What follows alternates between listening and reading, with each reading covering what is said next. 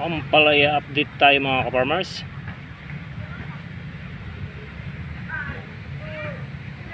17 days old. Bukas apply tayo ng fertilizer. Bali 3 days na o 4 days na mula nung nag-apply tayo dahil makalawa fungus sa puno yung in-apply natin, prevention sa fungus.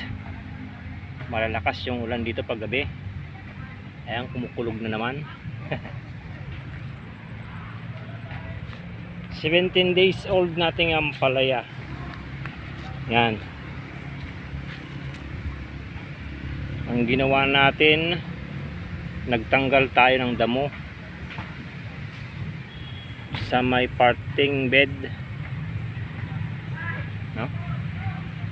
Share lang natin ngayon itong ating ampalaya.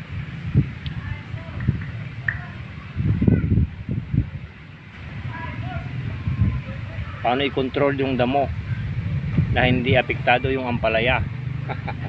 Binunot natin yung mga damo sa puno, no? Tulad mga ito. Yan. Habang maliliit pa, binunot na natin yung damo. Yan. Pero part pa doon ay hindi pa nabubunutan kasi parting na naman yung ulan, guys. Ay, tsura yung ating mga ampalaya medyo matataas na. Bukas adjustment tayo ng abono kasi nga malalaki na sila. Yan.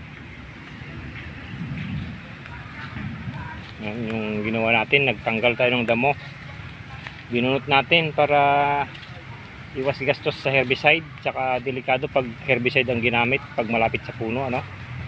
Maaari dito lang sa pagitan. Yan yung pamamaraan kung paano makontrol yung damo. Ganyan yung itsura niya kapag may damo pa. Yan.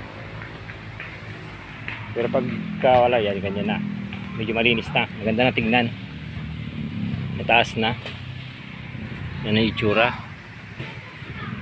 Kahapon, isang araw naglagay tayo ng fungicide sa puno.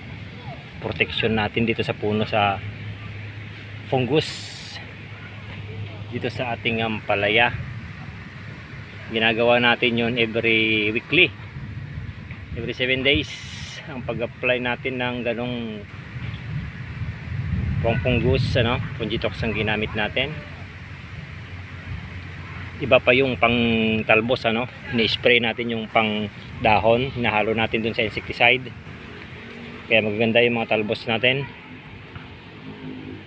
Dahil medyo malalaki na, adjustment time bukas ng abono. Magdadagdag na tayo ng abono.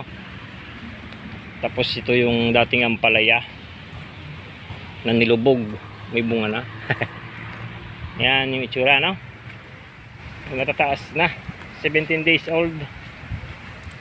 Tapos yung iba ay dumami na ang sanga. Oh, medyo malago na siya.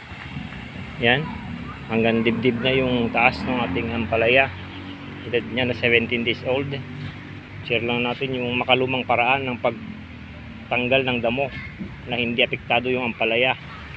Kasi kapag malalaki na yung damo, maaari maapektado na siya, kaya babang malilit pa, tinatanggal na natin. Yan. Delikado kasi kapag herbicide yung ginamit natin na malapit sa puno, baka naman mamatay. O kaya ay mangulot o kaya mga marako. Ay nako. Pero may mga herbicide tayong ginagamit na pwedeng i-spray sa ampalaya. Yung ginagamit lang natin ay yung one side. Pero the best pa rin yung bunutin, ano? Habang maliliit pa. Pag malalaki na kasi, baka maapekto na yung ugat. Ngayon, may bunga na rin tong dating ampalaya. Granada nga lang yung bunga. Ay, palibasa na abunuhan na yung itsura. May ilang puno na nabuhay. Maganda na sa taas. Yan. Update lang tayo dito sa ating 17 days old na mistisa. Ito guys, hindi to F1, ano? di natin nababanggit F2 itong ating tinanim dahil nga nalubog tayo ng mga nakaraang taniman. Hirap mamuhunan. Hirap mamuhunan pagka ay lang pambili yan. Kaya gumamit na lang tayo ng F2. Palagi naman tayo nagtatanim ng F2 at naging okay naman lahat, no? Pero iba pa rin yung F1. Kaya lang may kamahalan ng boto, ano? Yan, ganoon din sa kabila. Bali 7 bed. Siguro nasa 300 plus na puno itong ating naitanim na ampalaya. Share lang natin yung pamamaraan, yung makalumang paraan ng pagkontrol sa damo na hindi apektado yung ampalaya. Simpleng-simple lang, bunutin lang yung mga ganito palang kaliliit, bubunutin na. Ngayon lang medyo masakit sa likod. Nakatipid ka na nga, masakit naman sa likod, ano, pero okay lang yun. Ganun talaga yung farmers. Ay, doon nagkuha na rin natin yung damo doon, saka doon sa kabila unti-unti natatanggal natin, ano. Yung mahirap kasi pagka maraming damo, wala man tayong plastic mulch, kaya yan ang nangyari. Tiis-tiis muna kasi ang palaya to, mahirap to i-spray ng herbicide. Maaring hindi siya mamatay pero baka makaamoy lang ano, mamarako yan, mahirap na, no? Yan, pumapatak na yung ulan na naman. Kagabi lakas ng ulan dito, pumapatak na naman yung ulan dito sa amin.